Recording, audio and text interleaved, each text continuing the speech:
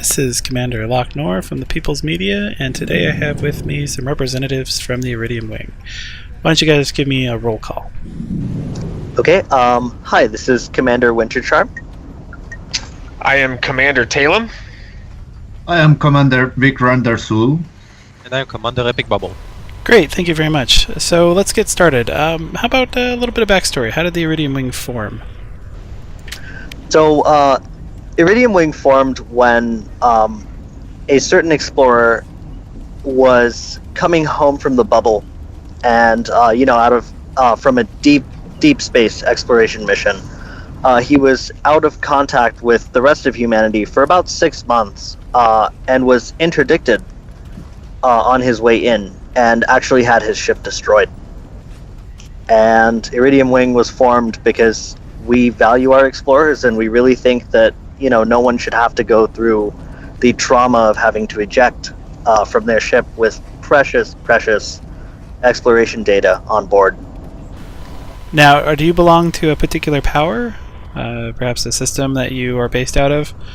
How does that work? I like the fact that we have taken people from all over the bubble, from every leadership source possible, and we've brought them together to help everyone for no other fact than we want people to be safe, and we want them to have the security knowing that the time they've invested exploring is going to be well worth it and not just lost in a fraction of a second. Alright, let's dive into an operation. So I've requested your help. What can I expect as an explorer? Usually the operation starts at the moment that an explorer requests the actual escort. After that, an appointment is scheduled.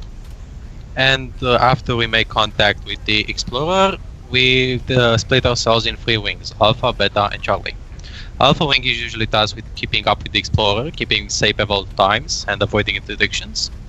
Charlie wing stays at the destination system and makes sure nobody, and I do mean nobody, interdicts our precious explorer and keeps the system clean. And Bravo wing, in my opinion, has the best job of them all. They are like a vanguard force for the exploration wing. They stay one jump ahead and clear a system of hostiles. Also, we have a dispatch that works with all 3 wings.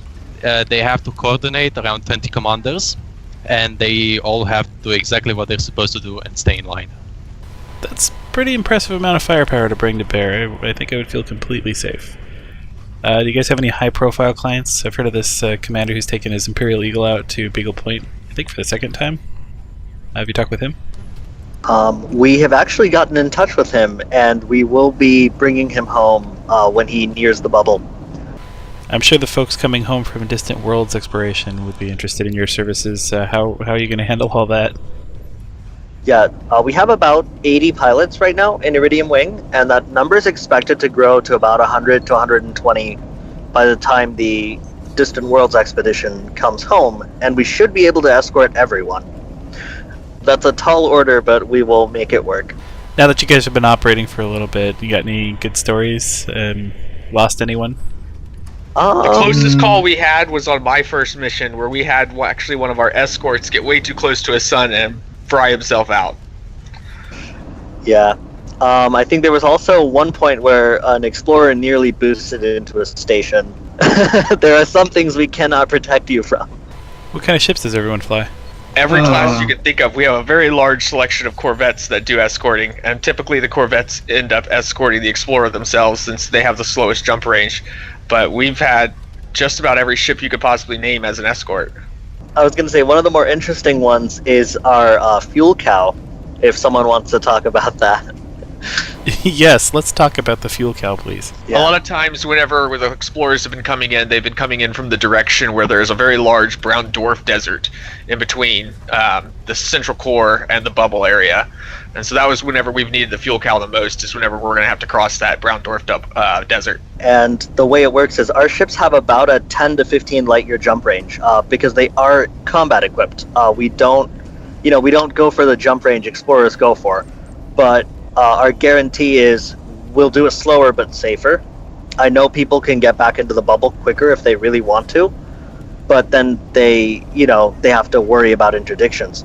The idea of the fuel cow was you can support all of our fighters as well as the explorer, and it speeds up the refueling process. a lot. I'm almost afraid to ask, but what kind of ship is the fuel cow? Typically a keelback.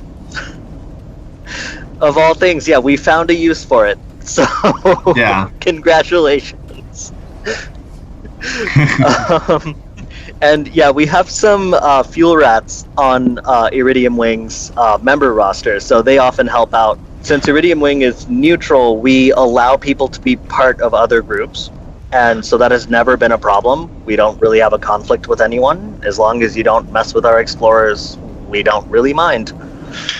And it's important to note that because we are taking people from every other group, we are not mercenaries. We don't get paid to do this. We do this because we genuinely respect the amount of time that explorers are putting into bringing back that data for everyone to use. So on the mercenary note, have you had any turncoats, or is there an interview process that you go through before you bring on a new Iridium Wing pilot?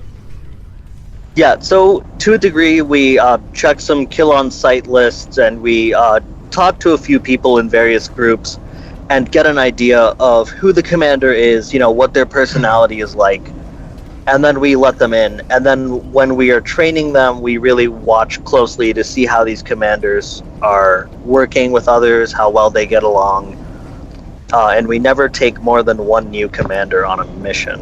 And that's just in case things go horribly wrong and they go rogue. We like to be able to wipe them out if something comes up. Well, hopefully that doesn't come up too often, if at all. Now that you've been operating for a couple months now, how has the community response been? Well, the overall response has been almost overwhelmingly positive. I mean, yes, there are some commanders who take us with a grain of salt. They think that we have some hidden agenda or we're doing this for profits. But I hope the community will start to understand that this is a pro bono service and we're doing this out of love for the explorers. Well, thank you very much. That was all the questions I had. Do you have anything to say to our audience before we sign off? If you'd like to request an escort or join Iridium Wing, you can go to reddit.com/r/Iridium Wing, and there's links in the sidebar for both. So hopefully we'll see you guys there. Thank you very much for your time. This is Commander Locknor signing off for the People's Media.